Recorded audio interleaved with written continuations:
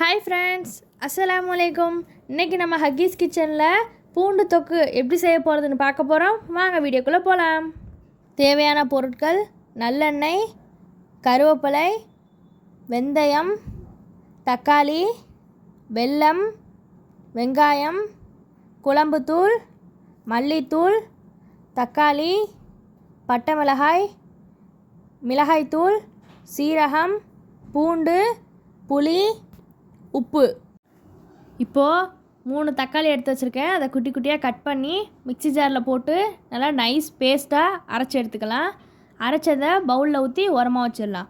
இப்போது அடுப்பு ஆன் பண்ணி பாத்திரம் வச்சுருக்கேன்.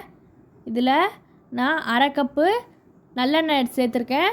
அதையும் ஊற்றி லைட்டாக சூடு ஏறினதும் நான் 1/2 கப்பு பூண்டு எடுத்து வச்சுருக்கேன். அதையும் அதில் போட்டு நல்லா பொன்னிறமாக லோ ஃப்ளேமில் வச்சு நல்லா வறுத்து எடுத்துக்கலாம்.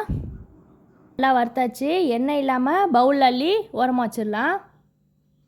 இப்போது அதே எண்ணெயில் ஒரு 1/2 ஸ்பூன் வெந்தயம், 3 காஞ்ச மிளகாவை பிச்சு அதில் சேர்த்துக்கிறேன். அப்புறமா ஒரு 1/2 டேபிள் ஸ்பூன் ஜீரகம், ஒரு கொத்து கருவேப்பிலை, இதெல்லாத்தையும் சேர்த்து லைட்டாக பொரிஞ்சு வந்ததும் நம்ம வெட்டி வச்சுருக்க சின்ன வெங்காயம், நான் சின்ன வெங்காயம் எடுத்திருக்கேன். உங்களுக்கு வேணும்னா நீங்கள் பெரிய வெங்காயம் யூஸ் பண்ணிக்கலாம். இது நல்லா செவந்து வர வரைக்கும் நல்லா உப்பு போட்டு நல்லா வதக்கிக்கலாம். நான் தேவையான அளவு போட்டிருக்கேன். இப்போது இது நல்லா வறுத்தாச்சு. தக்காளியையும் சேர்த்து இதையும் நல்லா மசிகிற வரைக்கும் வதக்கி எடுத்துக்கலாம்.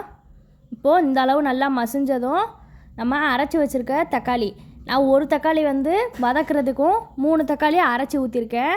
அப்போ தான் கிரேவி நல்லா நிறையாவும் திக்காகவும் வரும். இதையும் நல்லா பச்சை வாசனை போகிற வரைக்கும் கொஞ்சம் நேரம் வறுத்துட்டு மிளகாய்த்தூள் 2 டேபிள் ஸ்பூன், மல்லித்தூள் 2 டேபிள் ஸ்பூன், வீட்டு குழம்புத்தூள் ஒரு 2 டேபிள் ஸ்பூன், தேவையான அளவு உப்பு, இதெல்லாம் சேர்த்து அந்த மசாலாவோடைய பச்சை வாசனை போகிற வரைக்கும் வதக்கி எடுத்துக்கோங்க. நல்லா எண்ணெய் பிரிஞ்சு வந்துருச்சு. இந்த ஸ்டேஜில் நான் புளி ஃபஸ்ட்டே ஊற வச்சுட்டேன்.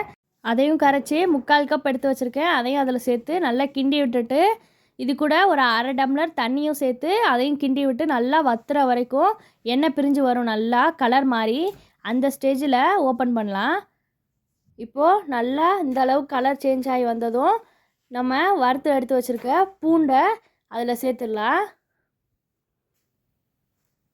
சேர்த்து இதையும் பூண்டு எல்லா இடத்துலையும் இதாகிற மாதிரி நல்லா கிண்டி விட்டு மூடி போட்டு மூடி ஒரு 15 நிமிஷம் கிட்ட அப்படியே விட்டுருங்க. நல்லா கலர் சேஞ்ச் ஆகி எண்ணெய்லாம் பிரிஞ்சு சூப்பராக இந்த மாதிரி வரும், ஊறுகா மாதிரி இருக்கும் பார்க்குறதுக்கு. இந்த ஸ்டேஜில் நான் ஒரு ஸ்பூன் கிட்ட வெல்லம் துருவி எடுத்து வச்சுருக்கேன். அதையும் அதில் சேர்த்து லைட்டாக மெல்ட் ஆனதும் அடுப்பை ஆஃப் பண்ணி இறக்கி சர்வ் பண்ணிடலாம். அவ்வளோதான் காய்ஸ், நம்மளோட டேஸ்டியான பூண்டு தொக்கு ரெடி ஆயிடுச்சு. இது சுடு சாதம், சப்பாத்தி எல்லாத்துக்குமே சூப்பராக இருக்கும். இதே மாதிரி நீங்களும் உங்கள் வீட்டில் ட்ரை பண்ணி பார்த்துட்டு எப்படி இருந்துச்சுன்னு கமெண்ட்டில் சொல்லுங்கள். இந்த வீடியோ பிடிச்சிருந்தா லைக் பண்ணுங்கள், ஷேர் பண்ணுங்கள், சப்ஸ்கிரைப் பண்ணுங்கள், மறந்துடாமல் பெல் ஐக்கானை கிளிக் பண்ணுங்கள். வேறு என்ன டிஷ் வேணும்னு கமெண்ட்டில் சொல்லுங்கள். நெக்ஸ்ட் வீடியோவில் பார்க்கலாம். அஸ்ஸலாமு அலைக்கும்.